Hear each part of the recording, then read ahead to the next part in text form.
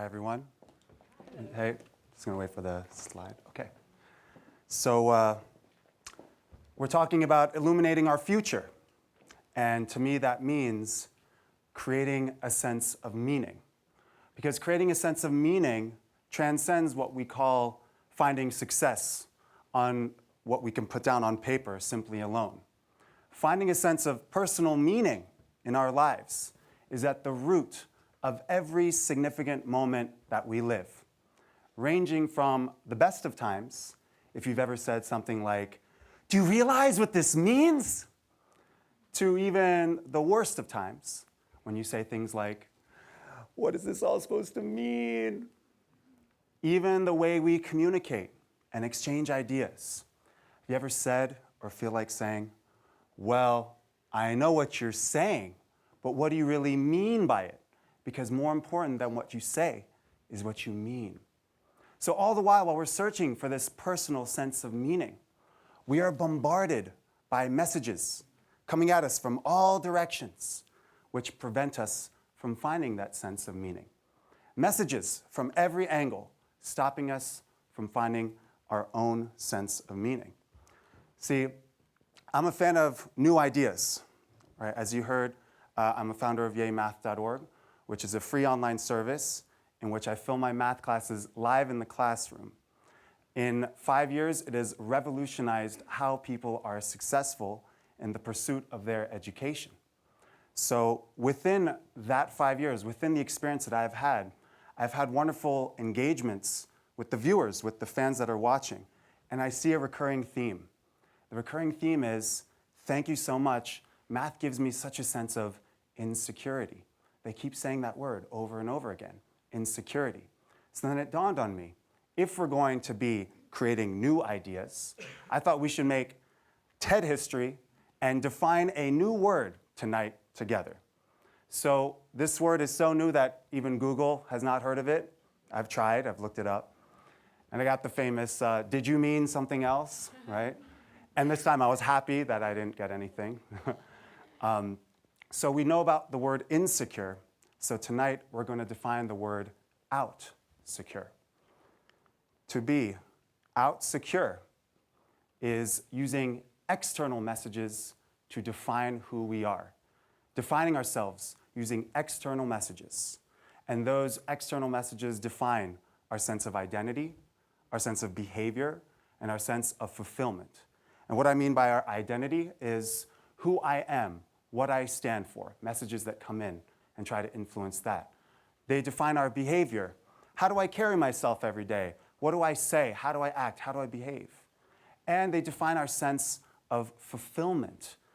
What do I stand for? What would inspire me in this life? What would give me a sense of passion and joy that would make me wake up every day with a sense of purpose? You see, we live in a world with so many unknowns, and those unknowns give us anxiety. And in this generation of information overload, we think we can soothe away the anxiety by putting more information onto it, throwing more information and more information. But that doesn't always make us happy. In fact, it only leaves us without security. And with an app that can answer all our questions that we ever have, isn't it more important to start thinking maybe too much information can be a bad thing? Maybe being oblivious can work to our advantage. And I have an amazing story which demonstrates this. This happened to my aunt some years ago. She moved to France, and she was living in Paris. She needed to find a job. So her job of choice was to find a hotel. This is where she wanted to work. So she went from hotel to hotel, introduced herself to the managers, and asked if there's any availability. She finally finds one manager and says, "I'm ready to work. Anything you have open, I'm ready to go. I would love a job." And he says, "Yeah, we may have an opening in the kitchen. Do you have your work permit?" And she says, "No, I don't really know much about that. I can get it for you, but if you need me to start right away, I'm ready to start if you need me to." He says, "Yeah, don't really worry about it. Why don't you come back on Saturday, 9 in the morning, and we'll get you started in the kitchen." She says, "Great, thank you." She leaves. That night, she's hanging out with her friends, also people who moved to France. And she says to them, nonchalantly, yes, I was able to find a job today. What do you mean you found a job today? Where? Oh, at the hotel over on Rue de Travail, whatever, that's my leftover French from high school. What do you mean you found a job at a hotel? Do you have your work permit? No, he said, I don't need my work permit. I could just start right away.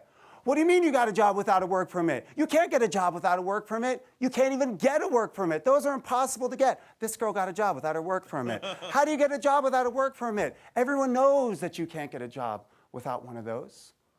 You see, the fact that she was so oblivious was actually the root of what made her have such a positive experience. Because if she based her job search on the feedback that she got from her friends, then she would be in the exact same boat as them.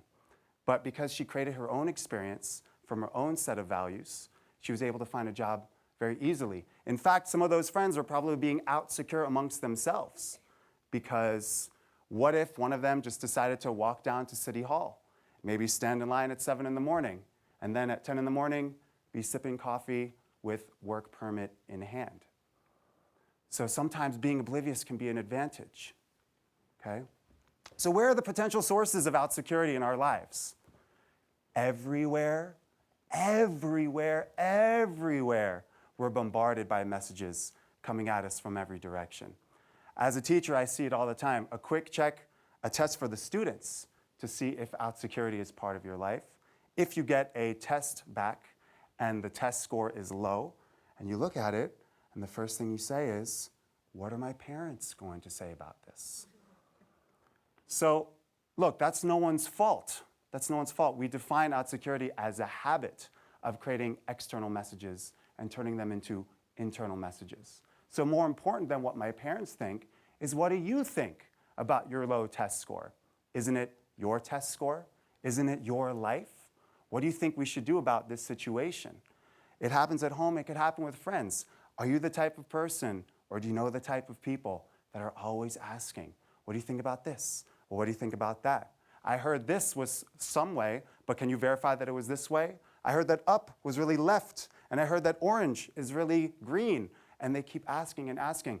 My vision for how we interact with each other, not only friend to friend, student to teacher and back, and from parent to child, is that we stop them in this cycle of anxiety, and we say, well, what do you think we should do? What do you think we should do about this situation? Help each other form our own opinions. Of course, without any agenda. We can't just go like, well, what do you think we should do about this? It doesn't work that way. More like, well, what do you think we should do about this situation? And not only people to people, we live in a generation that is inundated by information, a generation of information inundation. And all we need to do is pop out our cell phones and see the types of messages that we're dealing with on a constant basis. So let's see what we got here. This is on Facebook. Oh yeah, this is my friend. I forget his last name. A cool guy, I guess. What's he saying? All politicians are crooks. Huh. Yeah, I've heard something like this before. I have heard this. I was thinking of being a political science major, but I really wouldn't want to be labeled a crook or deal with that. So I really want to confront that world, so I guess I'm just going to maybe not be poli-sci. Yeah, next post, it's okay. Oh, this one's on Twitter. Oh, this one's about San Diego State. You want to hear what it says? Okay, here we go. SDSU, or hashtag SDSU, hashtag party school. Okay, I'm hoping for a stronger reaction, as in no. No, because if you were to react strongly, that means you are rejecting the message. And this is what we're hoping for, because you realize how many people would read a message like that, shrug their shoulders once, and proceed with the rest of their lives under the assumption that that statement is true, without maybe being conscious of evenings like tonight, right? Yeah. So I'm not talking about throwing our cell phone into the ocean. I'm not talking about canceling our Facebook account. It's not the information that's the problem. What we're talking about is creating a system by which we can navigate the information landscape so that we can still find our own sense of personal meaning. So what is the solution to this out security? In order to define the problem, we invented a new word. So now we're going to define the solution as a new word. You know what insecure is? We've now defined what out secure is. So the solution is within secure. Within secure. Within secure. Let's talk about it. The definition of within secure is upon feeling the threat of out security setting in. When outside messages start to creep in, we pause and we ask ourselves, what do I think? What do I feel? And what do I believe about this situation? What do I think? What do I feel? And what do I believe about this and every situation that we encounter? What we're talking about is creating critical thinking skills. Because it's okay to pause and think and feel about something and say, well, I've thought about it and I don't know much about this topic, so I'm going to have no opinion about this topic. That's okay, because we afford ourselves the chance to think. It's also okay to stop, think, and feel and be wrong about something. Better to be wrong and use that information to engage our life than to have external messages invade the empty space inside us and become our internal messages without ever having given us a chance to think it through. And I have two scenarios that are very similar in nature. One gives us out security, and the other one does not. The first one happens at school every year, one day in the spring, when the students find out whether or not they get into UC Berkeley. So this is a big day for them. They put in a lot of work, and the realization of whether or not they get in is so big, actually, that within the first 10 or 15 seconds of them finding out, none of us can tell whether they get in or not. It's such a huge guttural reaction, like, oh my God, I don't believe it, I don't believe it. And we're all like, did you get in or why? What, you know? Like, we don't know. Like, what? Did you, like, I can't, oh my God, like that, you know? And what's interesting is that you talk to the students next to that person having the reaction. Let's say, in this case, the reaction was good, like they got in. You talk to the students nearby, and you say, how do you feel when you see that? And they start to say that they feel bad about themselves, whether or not they applied to that school or not. And you say, well, why do you feel bad? Well, it makes you feel bad. And when you get them to open up and be vulnerable about it, they say, well, I feel like this person has a plan. They have a sense of direction in their life. They're going somewhere. I don't really know if I have that plan. I don't really know what I want to be doing in my life, so I'm just scared that I'm not going to be as successful as them. Scenario 2, interestingly enough, occurs in the NFL with professional football. So whether or not you're a football fan is not the point. What I'm talking about is the end zone celebration, the touchdown dance, as it's called. We all love a good touchdown dance. We all love a good touchdown dance, right? Because when we see someone dancing in that exuberation, we know they're communicating the following. I have worked relentlessly to get to this point. I have made so many sacrifices to get to this pinnacle moment in my life. So the only way that I can express that sense of joy is through a little dance and through a little shake. So I dance for myself. And I also acknowledge all the people in my life that have made sacrifices on my behalf to get to this point, both off the field, and on the field, because didn't someone need to throw me the ball to get here? Didn't someone need to block for me to get here? So as I dance, I do it for myself and for everyone around me who enabled me to get to this point. I dance for me and I dance for them. And we look at that and we say, great, dance on. You've worked for it. You've made it. We want to see you dance. The more dancing, the better. We're happy for you.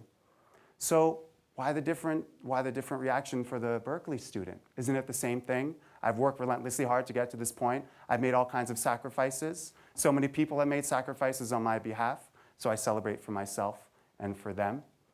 The answer to this dilemma, to this different reaction, is actually found with Albert Einstein.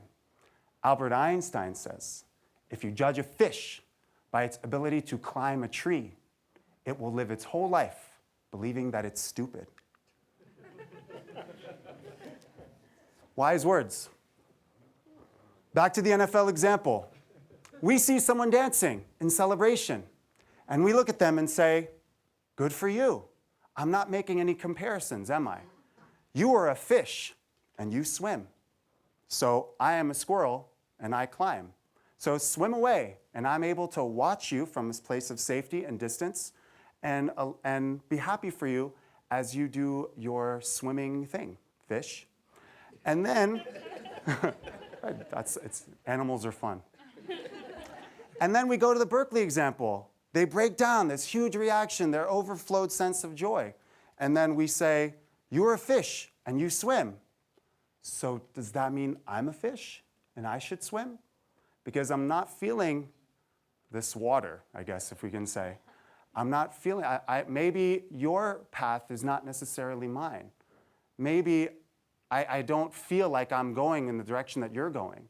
And so we make these comparisons in which they're a fish and so are we. So we need to actually pause and ask ourselves to let them have their own path. And I use the Berkeley example, by the way, because it's somewhat relatable. But aren't there infinite examples of people in our lives that have some overflowed sense of joy that somehow would make us feel bad, possibly?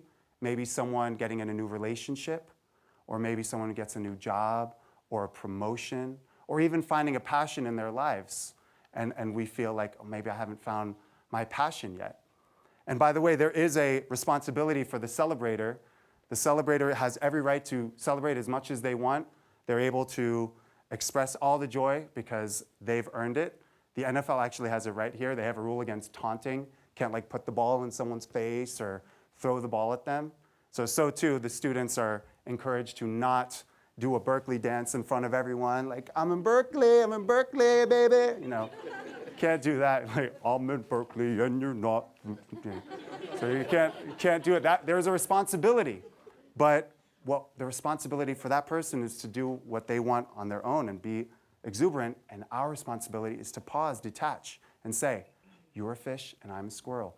You're a fish and I'm a squirrel. And you are an anteater and an antelope and a gorilla, right? We all have our different lives and our different paths so that we can find our own sense of personal meaning within Secure. It's a final message or image I want to leave you with.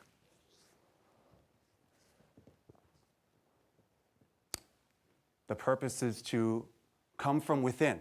This is what I've seen as a teacher.